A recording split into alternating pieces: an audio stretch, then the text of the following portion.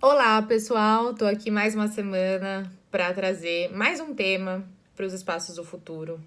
Hoje a gente vai falar sobre hospitalidade. Hoje é a penúltima semana, nosso penúltimo encontro por aqui, mas a gente tá cheia de surpresas ainda, que vão ser divulgadas já já com vocês. E como eu falei, hoje nossa ideia é falar sobre hospitalidade, tanto no sentido com uma visão de hotelaria, quanto de espaços de cuidado e bem-estar, né? Então a gente vai falar de hospitalidade nesse sentido, tá? A gente vai falar de, como sempre, 3 temas, né? Então a gente fala primeiro das férias de isolamento, depois a gente fala dos hotéis, até como um espaço de vitrine imersiva, onde as pessoas conseguem comprar produtos que estão dentro desses espaços. E por fim, a gente fala de espaços, aí sim, de espaços de cuidado e bem-estar, que promovem um conforto e trazem um combate, na verdade, à ansiedade. Vamos lá. Primeiro tema. Então, a gente apresenta aqui as férias de isolamento. As férias de isolamento, elas vêm de um contexto de novas abordagens durante o período de férias, né? Acho que não preciso nem dizer que a gente tem, com esse ano, tudo que aconteceu, está acontecendo, a gente começou a questionar a forma que a gente usa nossas férias ou como a gente viaja. E as férias de isolamento, né, a partir do momento que as pessoas passam a priorizar o isolamento, a privacidade e sua saúde, a indústria da hospitalidade responde, né, também tentando se adaptar e oferecer soluções de reclusão ou soluções tecnológicas inovadoras para atender esse consumidor, né? Então, a sensação de se estar num ambiente menos aglomerado, em meio à natureza, se torna prioridade aqui, né? E negócios voltados à hospitalidade buscam tranquilizar as pessoas com novos níveis de privacidade, né? E espaços pessoais que a gente nunca tinha ouvido falar, ou enfim, que a gente nunca tinha, acho que, investigado ou explorado tanto como as marcas estão sendo obrigadas a fazer agora, né? Então, isso vem também de encontro com um desejo das pessoas de se desconectar de estilos de vida agitados, né? E, inclusive, aliviar preocupações em torno da saúde e higiene. Um primeiro exemplo dessas férias de isolamento são os hotéis cabine e os hotéis bolhas. Então, esse tipo de hotel, ele olha para uma reclusão total, né? As cabines, então, elas representam o romantismo do passado, né? Então, elas exploram a ascensão do cottagecore, por exemplo, que é uma estética da internet que celebra o retorno às habilidades de artesanato, panificação, cerâmica, está muito relacionada aos movimentos nostálgicos, estéticos, como farmcore, né, e de escapismo rural. Então, esses hotéis cabine, eles olham para isso, né? São espaços construídos à mão, muitas vezes, que trazem e evocam a simplicidade de se viver perto da natureza e viver perto da terra, né?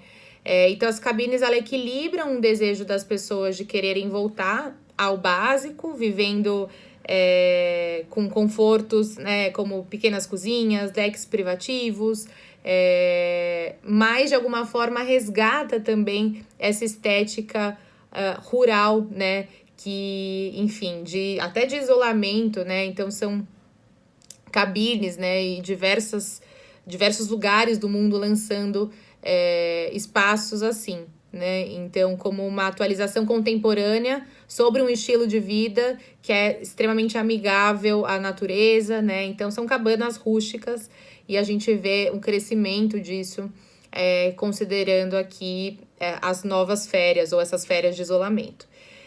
Tem um outro caminho aqui também que fala das bolhas, né, dos hotéis bolha, então projetar para um futuro socialmente distanciado como uma preocupação constante, mas no curto prazo, né, esses retiros bolha, eles são espaços como cúpulas transparentes separadas, né, dos principais edifícios de hotéis que já existem, por exemplo, onde as pessoas conseguem ter uma experiência totalmente privada, né? Então, tem hotéis assim, nas Maldivas, por exemplo, eles lançaram um conceito de quarto que permite que os hóspedes tenham uma experiência social totalmente afastada nessas cápsulas bolha, né? Tem um exemplo também de um resort de iglus do Polo Norte que criou essas cápsulas de vidro móveis, né? Então, que é uma experiência totalmente exclusiva. Aqui tudo isso para falar, gente, que a gente está celebrando, né? Acho que essa ideia de pensar em soluções que olhem para o distanciamento social, né? Através de medidas criativas, né? Então, esses quartos bolha, né? Ou hotéis bolha, esses hotéis cabine, né? Então, tudo isso, na verdade, é uma oportunidade para a gente também pensar em como criar experiências únicas, né? E que podem aparecer agora, mas podem sim prevalecer, né? Como uma nova ideia de espaços para hotéis e para a indústria da hotelaria como um todo. Um segundo tópico dentro das férias de isolamento é a dos micro-hotéis. Então, novas necessidades em privacidade, né? Então, a gente começa a ver vários hotéis de um quarto só, assumindo um novo papel como santuários pessoais, vamos dizer, né? Então, com pessoas que querem se esconder ou evitar áreas comuns, né? E buscam essas micro-moradias em belos cenários, lindos cenários naturais, né? E então a gente vê, por exemplo, exemplos disso em Tóquio. A gente tem visto muitos micro-hotéis oferecendo uma estética de design contemporâneo japonês, em edifícios super antigos, por exemplo, do século passado, com casas isoladas, né, oferecendo um microcosmo da vida de um hotel, né? Então tem um hotel, por exemplo, no Japão, que é um micro-hotel que tem até um bar de karaokê privativo, tem um chefe particular para cozinhar para você, mas ele é micro, né? Você fica naquele convívio, 2, 3 pessoas, né, que estão junto com você. É um pouco esse o conceito. Da mesma forma, existe um outro hotel também na Ásia, em Seul, na Coreia, que é uma micro casa de hóspedes, de um quarto, por exemplo, com 30 metros quadrados, com características rústicas, tradicionais, que se mesclam a um interior mais contemporâneo. E a janela, ela dá para a rua movimentada, então ela conecta as pessoas que estão lá isoladas, né, nesse micro-hotel com a rua, né, e com experiências da cidade. Então, interessante, porque você fica, de certa forma, num esconderijo, mas você consegue ter um contato também com a vida lá fora. E aí, por fim, dentro dessas férias de isolamento, também queria destacar a ideia dos novos rituais de gastronomia, né, de jantares, por exemplo, né? A indústria da hospitalidade, ela teve que se adaptar rapidamente às diretrizes de distanciamento social, né? Então, adicionar um elemento lúdico ou uma experiência diferente para esses protocolos, né, do comer e de restaurante, vamos dizer, elimina o potencial de uma experiência que seja, né, um pouco desconfortável, que as pessoas não se sintam à vontade. No auge da pandemia, a gente viu muitos hotéis convertendo quartos em salas de jantar, né, privadas, então permitindo que as pessoas tivessem uma experiência como se fosse num restaurante, mas uma experiência privada em quartos que não estavam sendo usados, por exemplo, né? E alguns hotéis têm convertido, então, a função dos seus espaços, né? E que é interessante, não só em quartos de hotéis, mas também a gente tem visto, por exemplo, hotéis usando as cabanas de praia como salas de café da manhã privativa, né? Então, removendo esse ponto de contato, que é, por exemplo, um café da manhã num hotel, que você tem convívio com várias pessoas, trazendo um espaço e uma experiência mais segura, né? Além disso, a gente vê também essas experiências de gastronomia sendo levadas para a natureza, né? Então, estar imerso na natureza traz benefícios para o nosso bem-estar e é um conceito bem atraente para consumidores também pós-pandemia, né? Que procuram cada vez mais uma experiência gastronômica exclusiva, né? Então, experiências até educacionais, então caminhadas de coleta de alimentos, sessões de culinária, Isso tudo acrescenta, né, uma sofisticação, vamos dizer, para a experiência que é você comer, né, ou você se alimentar. Então, esses jantares ou esses almoços ao ar livre, eles ganham uma nova relevância depois da pandemia também, né? Então, eventos ao ar livre com foco em comida, uma experiência, vamos dizer, mais selvagem, né? O cozinhar no fogo, caminhadas para buscar alimentos, como eu falei, camping, oficinas de coquetéis, né? Então, a gente tem visto esse tipo de experiência, esses banquetes, por exemplo, sendo oferecidos nesses espaços mais rurais, né? E isso traz todo um impacto visual também para como a gente pensa nessa experiência, como a gente vai pensar numa mesa, como a gente vai pensar num projeto, né? Que se integre à natureza. Então, é super interessante. E é algo, como eu falei, que começa, né? Foi acelerado agora, mas que veio para ficar, porque as pessoas estão buscando esse tipo de experiência cada vez mais. Então, férias de isolamento, falamos das experiências de gastronomia, falamos dos micro-hotéis, né? E a gente falou dos hotéis cabine, dos hotéis bolha, que é algo que a gente viu crescer bastante nesse ano, quando a gente fala de experiência de hotelaria, né? Nosso segundo tema aqui, então, a gente fala da vitrine imersiva. Então, à medida que o cenário do varejo continua a evoluir, uma nova relação entre consumo e hospitalidade também começa a surgir. Então, hotéis com capacidade de compra no momento de hospedagem, eles oferecem uma experiência nova, né? Dando para as pessoas uma oportunidade de testar produto, né? Enfim, testar a usabilidade dos produtos e poder realizar a compra lá mesmo, né? Então, de tudo, a gente vê de camas, cortinas, mesas, objetos de decoração, né? Tudo isso, ele agrega, esses produtos trazem uma experiência para a hospitalidade e um jeito descontraído também da gente pensar em como mostrar produtos e como as marcas podem estar presentes nessa interação. Um primeiro tópico aqui dentro da vitrine imersiva fala do showroom de experiências, né? Então, é transferir realmente a fachada que seria de uma loja para o quarto de hóspedes. Isso parece, de certa forma, uma progressão natural para as marcas que se relacionam com a indústria de hospitalidade, né? Então, os hotéis, na verdade, eles funcionam como showrooms para a gama de produtos que eles oferecem ali. Então, por um lado, a gente vê hotéis que simulam espaços domésticos, né? Então, interiores de hotéis contemporâneos, com experiências que refletem até espaços que simulam espaços mais caseiros, né? Fica mais fácil para as pessoas visualizarem os produtos em um ambiente doméstico, né? Mesmo que seja num hotel. Então, esses são quartos que podem ser comprados, né? E a gente vê isso como também uma forma de agradar as pessoas, né? Através de experiências com o produto, até para a gente comprar cada vez mais, a gente se torna mais exigente. Então, é uma forma das pessoas terem contato com esses produtos. Além de olhar para o hotel como um espaço que vende produtos, a gente vê as marcas de estilo de vida também estendendo a sua oferta para espaços residenciais, né? Então, desde marcas de bebidas, moda, fitness, marcas de estilo de vida, né? Marcas de interiores se ramificando em espaços de hospitalidade. Então, marcas que vendem produtos de interiores, abrindo pequenos hotéis, né? Oferecendo às pessoas a chance de experimentar o produto em um espaço, né, com uma curadoria, enfim. De alguma forma, aqui na verdade, o oposto, né? A gente falou dos hotéis vendendo os produtos, né, enfim, que estão disponíveis nos quartos, por exemplo. E aqui é o varejo olhando para a hotelaria, né, como uma oportunidade, como uma extensão de negócio, na verdade, né? Então, a extensão da hospitalidade ajuda as pessoas a fazerem e criarem também uma conexão com as marcas, com o estilo de vida da marca, né? Então, apresentando, na verdade, mais uma vez, a ideia da economia da experiência para o varejo, né?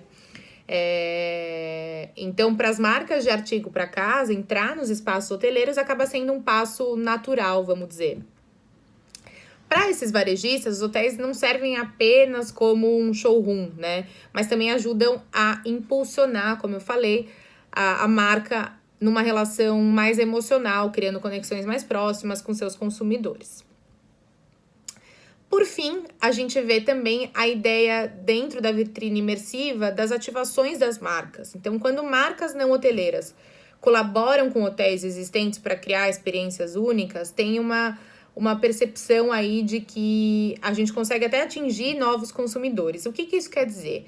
A gente tem visto quartos de marcas, por exemplo, quartos pop-up, gerando entusiasmo, né, das pessoas para reservarem. Então, marcas que não têm a ver com o universo de decoração, né? Marcas de alimentos, de bebida, de moda, muitas vezes, reconhecendo o valor de criar ativações dentro da indústria hoteleira, né? Então, a gente viu, tem um exemplo de uma marca da Nova Zelândia, que fez uma colaboração, uma marca de sorvetes, que fez uma colaboração com um resort de esqui na Nova Zelândia. E aí, a temática toda do quarto era a ideia do sorvete, né? Então, desde letreiros de neon, adereços de sorvete, roupas da marca, né? Um freezer com os produtos da marca. Então, tudo isso foi uma forma até de atrair novos consumidores para aquele hotel, né? E também da gente sair um pouco da caixa e pensar em como a gente pode pensar e considerar colaborações fora também, né? Do universo de hospitalidade. Então, isso é super interessante aqui. Bom, dessa forma a gente fecha a tendência da vitrine imersiva e a gente vai para o nosso último assunto hoje, que é dos espaços livres de ansiedade. A gente tem visto um esforço cada vez maior, né, para fazer com que pacientes se sintam mais confortáveis em lugares de hospitalidade, né, em espaços de saúde no geral, né.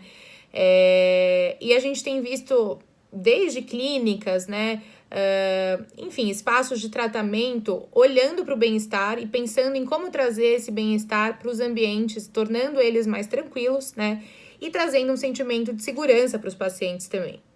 Então, uso de cores mais neutras, materiais mais minimalistas, móveis com formatos mais orgânicos, né? Isso tudo é adotado de forma mais acelerada. A gente vê, quando a gente pensa em espaços de saúde, muitas vezes a gente remete a uma estética fria, né? Então, a gente vê o design se afastando disso e se tornando mais reconfortante, tá? E o primeiro tópico aqui dentro desse assunto fala da limpeza e do minimalismo que a gente vê nesses espaços de saúde. Então, embora a limpeza sempre tenha sido um aspecto fundamental, né, para espaços de saúde principalmente, né, para clínicas, por exemplo, a pandemia ela coloca a higiene na frente e no centro, né, de tudo isso, ainda mais. Então, a gente começa a levar essa abordagem, né, para uma estética, vamos dizer, mais saudável, né, com toques caseiros, como a gente até falou já em outros momentos também, em outros vídeos, quando a gente falou até dos escritórios, né, como é importante a gente trazer esse toque caseiro para os espaços públicos, os espaços de convívio, né. Então, quando a gente pensa nessas clínicas de saúde, a gente vê um toque, por exemplo, por até buscar, né, layouts de quartos residenciais para fazer com que as pessoas se sintam confortáveis. A gente vê hoje hospitais, a gente vê hoje clínicas de reabilitação usando dessa estética para trazer essa ideia de casa para os espaços, né? A gente até fala aqui para procurar por espaços de cowork, restaurantes, para se inspirar nessa decoração com esse aspecto mais caseiro, né? Então, a gente vê isso entrando muito forte aqui. Então, até para as áreas comuns, né? Não só para os quartos, mas para áreas comuns, com ambientes, né, que permitem que as pessoas, os pacientes, apoiem uns aos outros durante tratamentos, né? Que exista esse aspecto mais caseiro para esses espaços, né? Então, dá para, inclusive, enfatizar a limpeza por meio da estética, né? Optando, por exemplo, por superfícies elegantes, a madeira, pedras, então tornando esses padrões de higiene visíveis para os pacientes, para visitantes, que agora estão ainda mais, vamos dizer, conscientes da importância da limpeza, né? Ainda dentro desse assunto, né, dos espaços livres de ansiedade, a gente fala do sentimento de ar livre e da tendência biofílica, né, para os espaços. Então, o design biofílico ele é incorporado a área de saúde como uma forma natural de ajudar as pessoas na recuperação, de trazer esse aspecto do bem-estar, né? Então, retiros de cuidado ao ar livre, eles começam a ser concebidos para proporcionar um rejuvenescimento mental, né, para as pessoas, com cabines imersas na natureza. Então, a ideia de criar a sensação de estar realmente num lugar mais isolado, que não tem cara de uma clínica, que não tem cara de um hospital, né? E aí, também, acho que é nosso último tópico aqui dentro dos espaços de ansiedade, a gente fala das cores, né? E da importância das cores para trazer essa sensação de bem-estar, né? E as cores, elas podem ser relaxantes ou vibrantes aqui. Então, a gente vê uma abordagem quase que de sonho, então, para tons pastéis suave, né? Surgindo para esses espaços com foco na saúde. Então, tons suaves combinados com branco, muitas vezes, para adicionar essa sensação de calma, né? Mantendo uma sensação de limpeza, de frescor. Então, essas cores, elas trazem, né, um aspecto de bem-estar. Cores que parecem limpas, restauradoras, energizantes, né? Então, os tons pastéis, no geral, eles trazem essa sensação. Isso é associado muito com calma, né, e conforto. Então, a ideia aqui, por exemplo, a gente até trago alguns exemplos de tons terapêuticos, né? Então, a gente fala, por exemplo, do Neomint, né, que é uma cor que é um verde mais pastel. Então, ele é limpo, ele traz essa ideia de ser algo que traz a tranquilidade, né? Então, aplicado muito nessas estéticas, né, dos espaços de saúde. E a gente vê também não só tons para esse lado pastel, mas também voltados para uma sensação mais positiva, né? Então, a ideia de trazer cores mais vivas, né? Você buscar os tons mais vivos, então tons mais abertos, né?